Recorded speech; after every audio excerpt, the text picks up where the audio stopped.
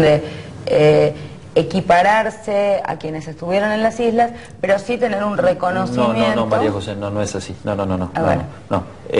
Hay un único veterano de guerra, o el concepto de veterano de guerra es quien combate, ataca o puede ser atacado.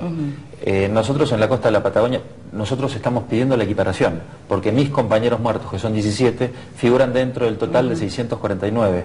No hay forma de que no se me equipare, porque si yo negociara esos honores, entraría en crisis de alguna manera toda la legislación de Malvinas. Yo no puedo, digamos, hay una situación que en el 82 se ganó y que fue, o sea, por parte nuestra, nosotros cumplimos órdenes de defensa en el litoral patagónico resguardando bases de guerra.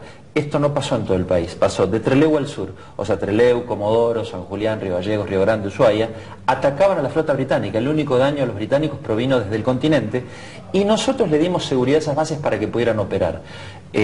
Los pilotos podían dormir a la noche, las pistas se mantenían operativas, todo el personal pudo operar desde la costa patagónica gracias a que hubo un despliegue defensivo en la costa patagónica, como hubo un despliegue defensivo en Malvinas. O sea, yo hoy te puedo plantear la hipótesis inversa que lo he comentado en algún programa. Si los británicos, después del hundimiento del Belgrano, deciden bombardear todas las bases patagónicas y arrasan con el poderío aéreo argentino basado en el continente, las islas se entregan sin siquiera que los británicos pisen la isla, o sea, no tienen que desembarcar, solamente la sitian. El bloqueo en días iba a dar por resultado que se entregaran. Yo hoy sería combatiente y en la isla no. Toda la masa combatiente estuvo distribuida en las islas, en el mar y en la costa de la Patagonia. Por eso mis compañeros son héroes nacionales, tengo 17. Murieron cumpliendo las mismas órdenes que yo. Yo no recibí ni las gracias. Yo en la base donde operé, por ejemplo, en particular, o mis compañeros en general, las bases del sur, yo operé en la 9ª Brigada en Comodoro Rivadavia. Todo el personal de Fuerza Aérea de bases patagónicas es héroe, es combatiente reconocido por el Congreso de la Nación. O sea, la Fuerza elevó el listado y el Ministerio de Defensa le indica al Congreso que le entregue la medalla y el diploma de honor al combatiente, en igualdad de condiciones con la isla. La cuestión está dirimida, no, yo no estoy pidiendo que se modifique nada, yo estoy pidiendo que se aplique lo que existe. Para que nos entiendan los que están escuchando, ¿cuál es el planteo concreto que ustedes hacen? Que apliquen la ley. ¿En qué se ha avanzado, en qué no se ha avanzado? Bueno, muchísimo se ha avanzado. Nosotros el encuadre lo planteamos, o el administrativo se planteó a través del Ministerio de Defensa. El señor Rosalves, que era el asesor jurídico del Ministerio de Defensa, expidió un dictamen, dio un dictamen favorable a la causa, en donde indica que es veterano de guerra quien opera en el lugar donde se emplaza la estructura militar de combate. Y la costa patagónica tuvo justamente la estructura militar de combate porque desde ahí se atacaba, tanto como Malvinas. Ese dictamen permitió que el jefe del Estado Mayor Conjunto, el brigadier Chevalier, confeccionara los listados que en el año 90 no se habían confeccionado nuestros, y por lo cual no se me incluyó en la ley que me amparaba. Ese listado lo tiene hoy el ministro Puricelli y tomó intervención el Ministerio de Interior. Y no se está aplicando esto. Te pregunto, en Ejército es el conflicto porque, según lo que estoy entendiendo de lo que vos decís, en las otras fuerzas solo ya están incorporados. Fuerza Aérea reconoció la veteranía, los honores de su personal, no así la parte de beneficios. Marina lo hizo parcialmente y Ejército no lo hizo. Hoy Chevalier aunó criterios y pudo confeccionar un padrón común, en donde hay gente que está reconocida por el Congreso, que es la gente de Fuerza Aérea, y la de la Armada y del Ejército que no. Esto lo tiene Puricelli en su poder en este momento. Él ya podría aplicar la ley de honores, que es la 23118. Me corresponden. Después veremos cómo se adecua nuestra situación a la ley de beneficios, que es la 23848, que en el año 90 me alcanzaba y que después, 4 años después, fue modificada para dificultar nuestra inclusión. Tampoco le impide la inclusión, porque entraría en una cuestión técnica que es un tanto confusa. Pero entonces acá hay dos cosas. El reconocimiento que ustedes piden tiene que ver con los honores, pero también con la cobertura. Con todo lo que eso implica. Ok, ¿cuáles son las coberturas que está teniendo alguien que participó en la guerra de Malvinas? ¿Está cumpliéndose efectivamente con esa cobertura? Aparte de los honores, reciben 3 saberes mínimos jubilatorios como una pensión nacional, más beneficios provinciales y municipales.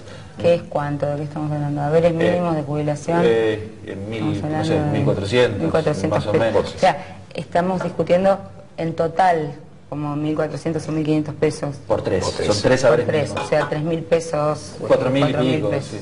Esa es la pensión nacional. Pero más ¿Y de allá, cuántas personas estamos hablando? soldados conscriptos 8.000 en la Patagonia. que hoy están excluidos de este sistema. Sí, sí, no recibimos ni las gracias. ¿Y cuántos son los que están recibiendo? Unos 20.000, 21.000 personas, que operaron no solo en Malvinas, porque lo loco de todo esto es que hay gente en Malvinas y gente operando en el mar que fue toda incluida.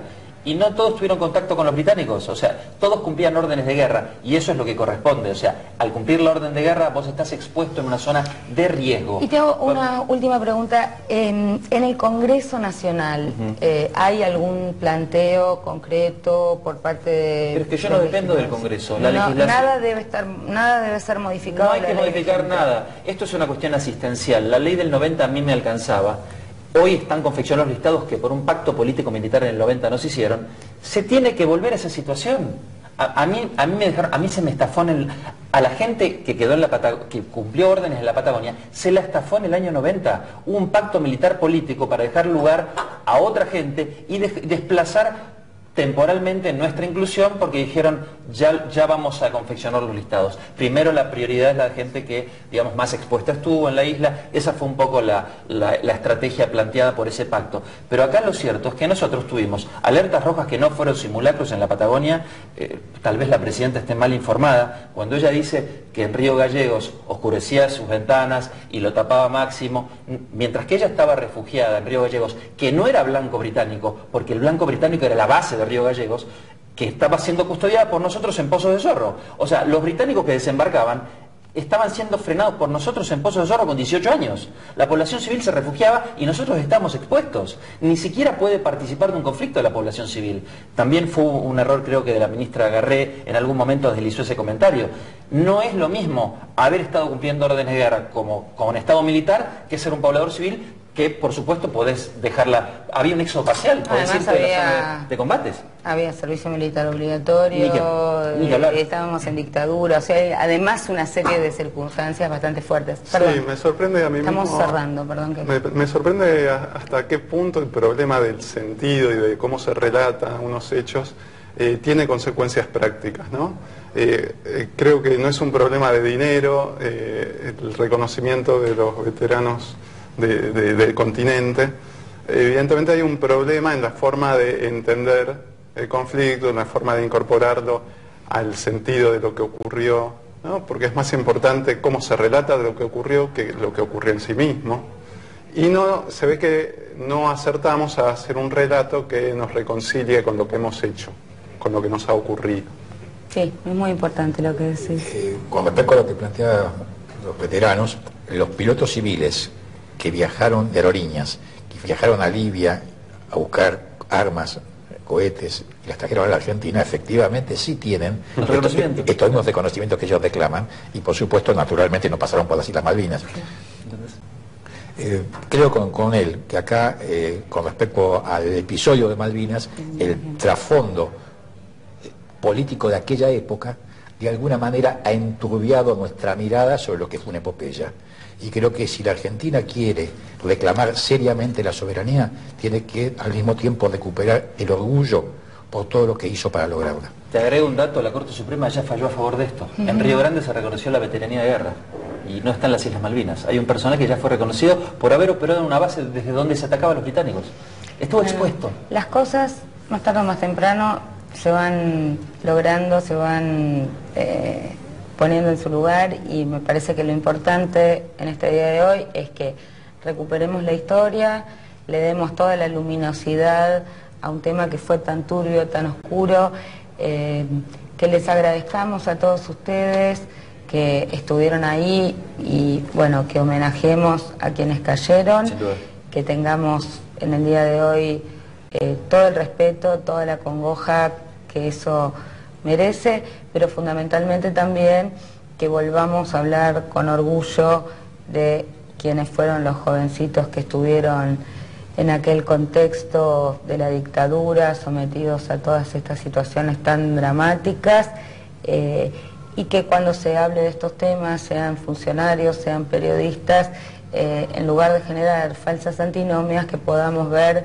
con un abrazo realmente el agradecimiento a quienes lo merecen por haber estado en condiciones realmente de inferioridad, librando una batalla o una guerra que era bastante difícil de sostener y de comprender, ¿no? Mira, María José, yo quiero aportar este concepto. Si los funcionarios hoy no están resolviendo este problema, posiblemente sea porque no entendieron el miedo que nosotros sufrimos en la costa de la Patagonia. Era terror, María José. No te lo olvidas nunca más.